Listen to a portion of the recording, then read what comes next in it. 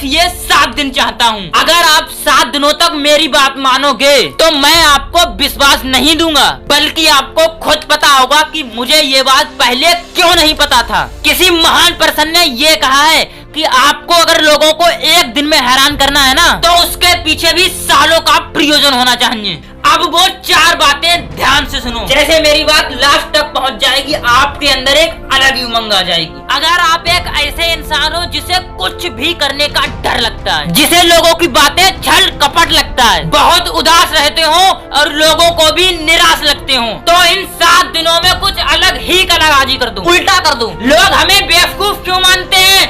क्योंकि हम वैसे नहीं हैं जैसे वो चाहते हैं। बोलने में तुम दुनिया वालों से काफी अलग हो। अब जब आप अलग हो तो कुछ अलग करना भी पड़ेगा। ये बात आज और अभी से मान लो, क्योंकि अब वो वक्त आ चुका है जब हमें अपने डिफरेंट स्टाइल की वजह से कुछ डिफरेंट एक्टिविटी भी करनी पड़ेगी। जब भी मौका मिले तब अपने इस अकेलेपन का फायदा उठा लेना, अपनी इस चुप्पी का तोड़ दे देना। याद रखना, जो चीज जितना ज्यादा घिसेगी उतना ज्यादा चमकेगी। अगर आप अपने आप को कुछ दिनों तक घिसते रहोगे ना, तो आप भी चमक जाओगे।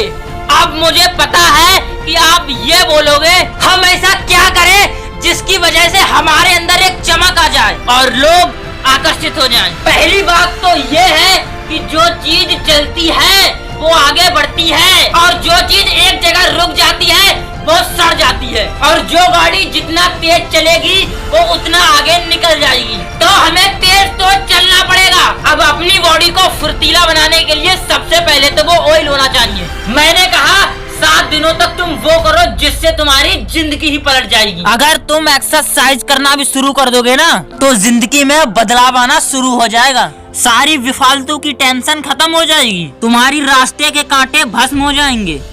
पहली बात याद रखो, वो मत करो जिससे तुम बार बार निराश हो जाते हो। अगर तुम्हें लग रहा है कि तुम्हारे आलस्य की वजह से तुम्हें बहुत दिक्कत हो रही है, तो दूर करो आलस को। तुम्हें जब भी मौका मिलता है तो उसे गवाना मत, क्योंकि भाई मौका एक बार आता है, पीछे से गंजा होता है, बाल पकड़ नहीं सकते हो, पर लगे होते हैं, उड़ जाता है, और फिर बाद में कुर्सी पे आराम से बैठ के पछताना, घंटों भर पछताना। हमारी जो हैबिट होती है ना, वही हमारा बिहेवियर होता है। हमारी हैबिट ही हमारा फ्यूचर डिसाइड करता है, लेकिन हम अपनी हैबिट को बदलते हैं तो प्रॉब्लम बहुत ज्यादा होती है। और हाँ, जो लोग किस्मत के भरोसे बैठे हैं उनके लिए एक टिप देता हूँ, अगर किस्मत नहीं बदल रही है तो अपनी आदत बदल डालो, क्योंकि हम अगर कुछ नहीं बदल सकते, कुछ भी नहीं उखाड़ सकते, तो कम से कम अपनी आदत तो बदल सकते हैं। अगर आदत बदल जाएगी तो तुम भी बदल जाओगे। तुम खुद बदल गए तो तुम्हारा काम भी बदलेगा, काम में ग्रोथ आएगी, लेवल आगे बढ़ेगा, तुम्हारे पास वो चीज आएगी जो आज तुम्हारे सोच में है। ज्यादा नहीं यार, कुछ दिनों तक तो करके देखो, प्रभाव तो पड़ेगा। सुबह जल्दी नहीं उठ पा रहे तो जल्दी उठो, काम करने का मन नहीं कर रहा तो करना, बाद में खुद मजा आने लगेगा यार। अगर तुमने अपने आप को अपोजिट साइड में डाल दिया तो तुम्हें अपनी जिंदगी स्वर्ग जैसी लगेगी, एक अलग ही फीलिंग आएगी।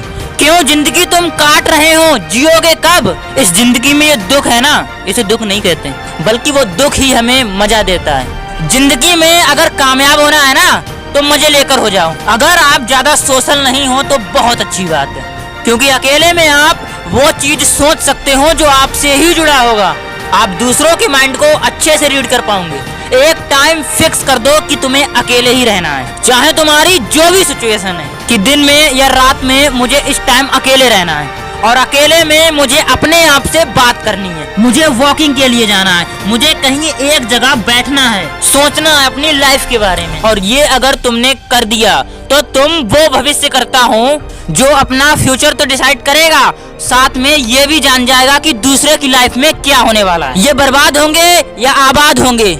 अगर हम दिन में कुछ घंटे अपने साथ बिताते हैं ना, तो इससे होता क्या है, हमारी लाइफ में एक न्यू रिटर्निंग होता है, हम एक अलग जोश के साथ अगला स्टेप उठाते हैं। अगर कोई बंदा बहुत ज्यादा उदास होता है ना, तो अकेले में उसे जरूर रहना चाहिए, खुद से बात करनी चाहिए। मैंने पहली बात क्या बोली, अपने आप को कुछ दिन घिस कर देखो, एक अलग ही चमक आएगी। जब भी मौका मिले वो काम करके दिखाओ, वो करो जो आज तक तुम नहीं कर रहे थे। जय हिंद, जय भारत।